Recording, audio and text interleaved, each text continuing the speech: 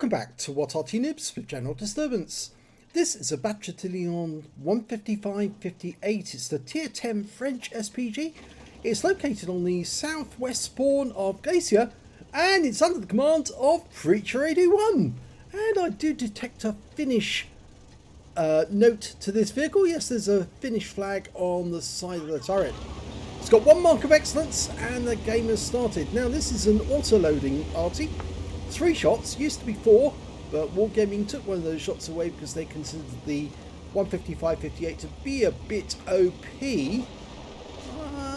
Well, it was kicking a shell out every couple of seconds, but now it's 10 seconds between each shot, so it's quite a long wait, and it's 48.75 seconds for an entire reload. So yeah, that's a long time to wait just for 3 shots.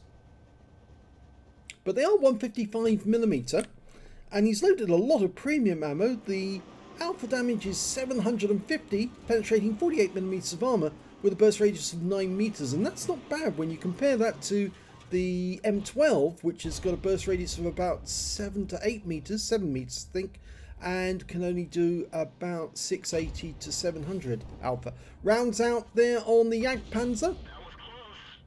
And he got a near miss for 202. Now it's that long wait for the 10 seconds to be up, and he's got another shell in the breach. Rounds out on him again. And this time it's 142. This guy's coming on relentlessly. He just doesn't seem to get the memo. And he fires the next one in. A direct hit this time for 292. So now we've got the 48-second reload time.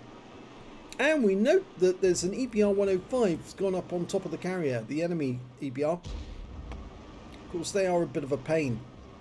Now, in this battle, there's somebody who Zoe Balls will know. Yes, on the enemy team, there's a troll. And the troll is in one of the EBRs. It's not this one, it's in the other one. Yep. It's, if you look at the team list, you can see, or if you look at the names, you can see her name just above the Arty. There they are, right? And it looks to me like Preacher81 is going to fire a round at that troll. Rounds out. Well, we didn't stay to look and see what happened to the shell there. He could have missed a blind hit, you see. You need to stay on the target to see what happens to the shell, because if the shell doesn't explode, there's a good chance it's actually hit the target. But if you don't stay with the target, you don't know what's happened. I have emphasized that a lot in videos. I've even said to people, if you do that, I get complaints from the viewers who say, well, we're not seeing the entire battle. And they also say, well, yes, again, it's not giving us the full story. There's the troll. Rounds out. 15 hit points, near miss. Was it within the splash radius? Okay, so 3 more shots being loaded. Now I think the Bat Chat 155-58, when it had 4 rounds and a 2-second reload, was a lot more effective, because once actually a tank was tracked, it would stay tracked for each shell that went in. I think it was 2 seconds or was it 4 seconds? But I seem to remember you could actually have a pair of Bat Chat 155-58s working together, and an enemy heavy tank would probably be stuck in the position where he was first hit, because he wouldn't be able to move away. If he tried to, he would get hit, and there you go, he's gone. In fact, that was a Death Star killing him there. Yes, they would stay there, and they would remain there until they died, because they would just time their reloads so that whilst one was reloading, the other one was firing. And there's the troll again. Yep. Rounds out. Oh, lovely hit there. Nordic girl got a hit for 280. He's got 1 round left. Be rather nice if we could claim, Arty could claim that kill. I've got a T62A Chinese tank, and again he fires a round in and then pulls away directly after firing without letting us see what happened to the shell. We know that he was somewhere near the T62A because he was stunned, But yeah, it's bad practice for any Arty player to fire at a target, then pull away so you don't know what happens to your shells, because of course you're not getting the full picture. It also makes for very poor quality videos, because after all, if you can't see the damage being done to the enemy, it's very, very difficult to enjoy the game. Well, Nordic Girl's coming up onto the plateau near our cap, and I think he's, or she has got revenge in mind. But it'd be rather nice to get revenge on her instead. She's coming up this way, the Death Star's nearby, and Preacher's getting into a position so he can shotgun if he needs to. He is loaded now, and there's the EBR.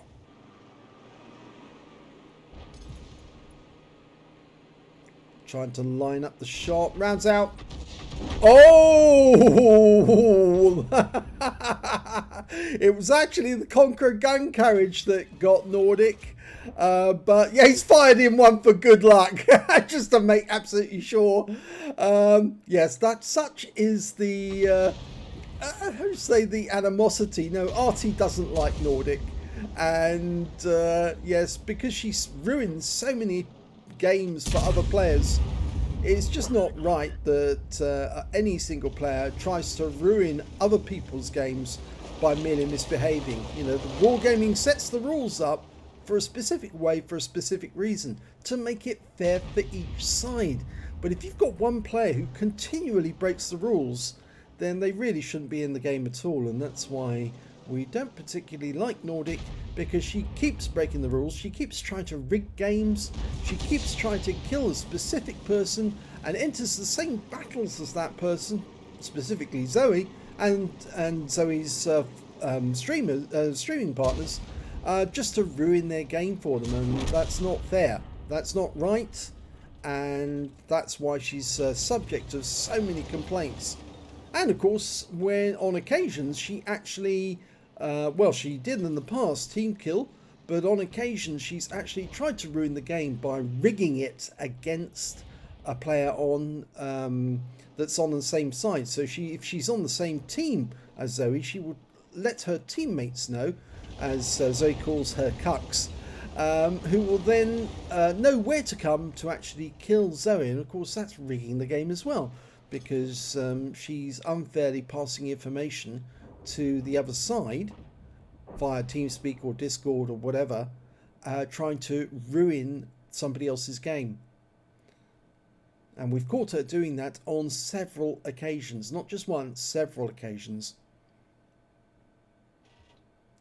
Well, it's kind of got quiet for a while. We've lost sight of all of the enemy, and the score, well, 2 tanks down at the moment. And you can see that Preacher is actually sitting out in the open at the moment. I think he's going to relocate. There's the Conqueror gun carriage that killed Nordic. Got a nice shot in there. I know that that Preacher fired one in. It looked like it was going straight up Nordic's posterior. They must have fired at exactly the same time, and they both got the target. But it was very nice to see the EBR do a quick somersault after being hit. That's such a satisfying sight. None of us really like the EBRs, except of course the people who drive EBRs. I think, like Klaus Kellerman says, they've ruined the game to a certain extent simply because they are so OP, even the heavy tanks can't deal with them. While Preacher's doing using his noodle and his minimap, he's noticed that this side of the map is definitely under control of his team. So by relocating over here, he's a lot safer. In fact, we just lost, we have lost our Conqueror gun carriage. He got taken out. In fact, there's the 60 TP. He's actually behind the Death Star, who's sitting on that corner, holding that corner. And unfortunately, Death Star goes down to a Progetto 65, the tier 10 Italian medium tank. So the enemy is slowly encroaching towards our cap, and I think that Preacher is going to make his way over into the northwest corner. Don't get too close to the water's edge, because that's thin ice. You will drop in. I've seen a KV2 do a sudden death dive into the water. and then it drowned. But if he goes over into this corner of the map, he should be able to get shots back, so long as the Leopard and the IS-7 can spot for him. Again, don't get too close to the water's edge. Far enough away so you can get a good shot. Now there is a Jaegeru on the enemy team, still alive.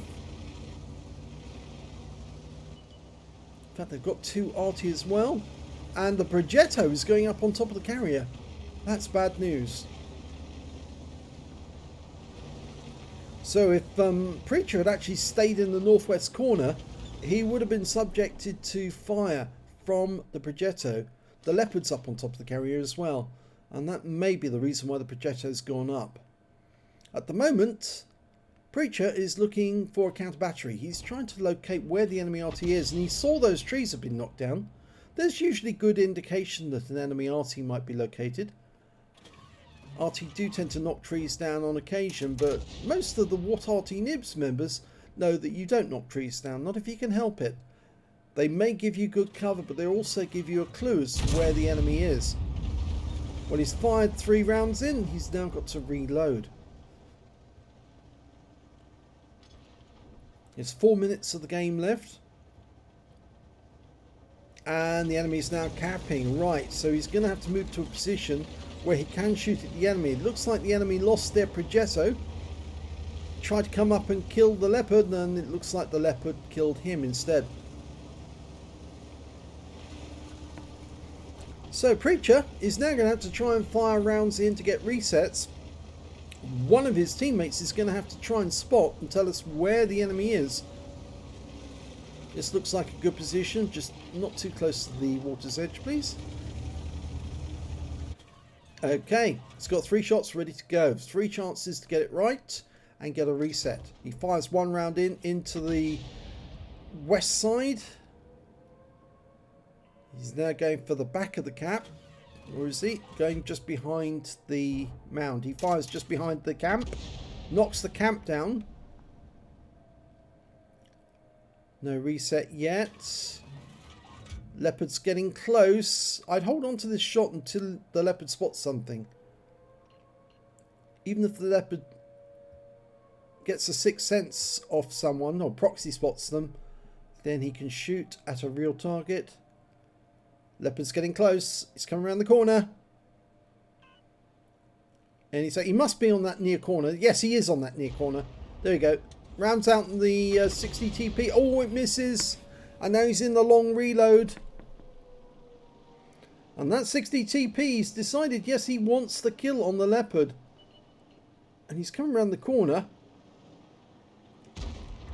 And unfortunately, the Leopard dies. But the IS-7 is still alive. Now, can Preacher get a round or 3 rounds in the chamber before the IS-7 dies? Because he hasn't got much in the way of hit points either. And that's the 2-minute warning.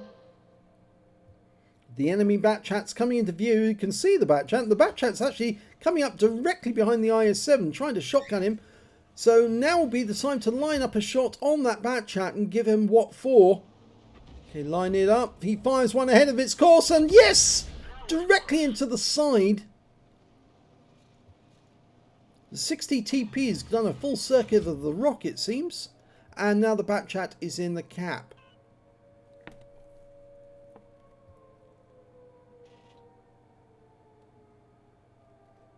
I'm pretty sure it is just the Bat Chat's in the cap. He was the one who was headed that direction. He's fired one speculatively in that corner, and he did get a reset. So it looks like the Bat Chat went onto that corner there. Yes, he is there. He can get a kill shot. Oh! That was the IS-7. So unfortunately, we've lost that one, and now it's the last minute warning. The enemy hasn't got enough time to cap on their own, so they have to kill Preacher in order to win the game, unless they can get 2 in the cap. And even then, if they get 2 in the cap, Preacher is probably going to get 3 shots in before the end of the game. So I doubt that they will start capping, because there'll just be no point. They must be looking for Preacher at this moment, trying to say, where did he go? And they must know the direction from which the fire came. So I wouldn't be surprised to see the 60 TP come into sight, and he has come into sight. And he's locked on. Oh, he gets the 60 TP with a snapshot. Well, snapshot, it was an auto-engage. Locks on and shoots. Didn't have to go to aim, he just let the automatic do it. He's got his second shot ready. And I don't think, yes, that's it. It's a draw. He saved it for his team by staying alive. I thought that 60 TP would come in this direction. Let's have a look at this end of battle stats. Well, it was a draw. It was a bruiser medal for Preacher 81 in the Bat Châtillon 155-58. But I'm afraid the bruiser medal is all he managed to get. He managed to get 7 critical hits in this game. No other medals, but let's have a look at the end of battle stats. Well, he was alive at the end of the game, but he didn't get the highest damage in the game. That actually went to the Leopard 1 who got... Oh, no, it wasn't the Leopard 1. Sorry, beg your pardon. It was the Progetto 65 on the enemy team with 4,236 hit points of damage. Then it was the Leopard 1 with 4,151. And we can see Preacher managed to get 2,013, which puts him fairly long way down the table. And we can see that the enemy Bat Chat 155-58 was actually quite a good player. There was 2 of them on that team, I believe, and well, that was the one that was killed, and this was the one that was still alive. And he had 3 kills, did more damage than Preacher, but he couldn't find Preacher to kill him, and as a consequence, it was a draw. When it came to kills, it was shared between the Death Star, the IS-7 on Preacher's team, and the Bat Châtillon 155-58, the Progetto 65 on the enemy team. We can see that Preacher managed to get the 1 kill. And when it came to base XP, it was the Progetto again. Sorry, I keep getting that wrong. 612 base for him. 569 to the Bat Châtillon on the enemy team. And then it's the no, it's not the IS-7, sorry, it's this one, T62A with 565. So the top 3 base XPs were from the enemy team. I keep getting it wrong. I thought it was that one, but no. I'm afraid Preacher only got 381 in this one. So a bit disappointing, but he did save the team from a loss. He actually gave them a draw, and it was a great shot on the 60 TP. I'm sure that guy was just lining the shot up and dialing in the aim as Preacher fired and took him out. So he must be feeling a bit sore that he didn't get a good shot in. In fact, the Bat Châtillon 155-58 is so fast, he could have driven out of that corner and behind cover before the 60 TP was able to fire a shot. So yes, he did have that in his favour as well, but he decided to stay there and get that kill, and it was a very important kill as well, because the game could have changed at that moment. It could have been a loss, but he saved it. Let's have a look at detail. 22 shots fired, 3 direct hits, no penetration, 11 splash. Damage of 2,013 hit points, of which 1,803 were at more than 300 meters. He damaged 5 of the enemy, killed 1, and did 227 hit points of stun assist off 10 stuns, and he got 21 defense points when he reset the cap. On a premium count, he earned 19,326 credits, but all the premium ammo he fired, and he did fire a lot of it, cost him a pretty penny, and it means that he actually ended up with a huge loss for this game of 80,211 credits. He received 381 XP, got 572 to take away. But what he also took away was the satisfaction of hitting that troll, yes, this one here, in the EBR 105 for 295 hit points of damage. Of course, it was the Conqueror gun carriage who took the honours of making them do the death spiral along the ground, but it was very satisfying, and I'm sure that Zoballs will appreciate it. If you enjoyed that replay, please give this video a like and do subscribe to our channel, and thanks for watching.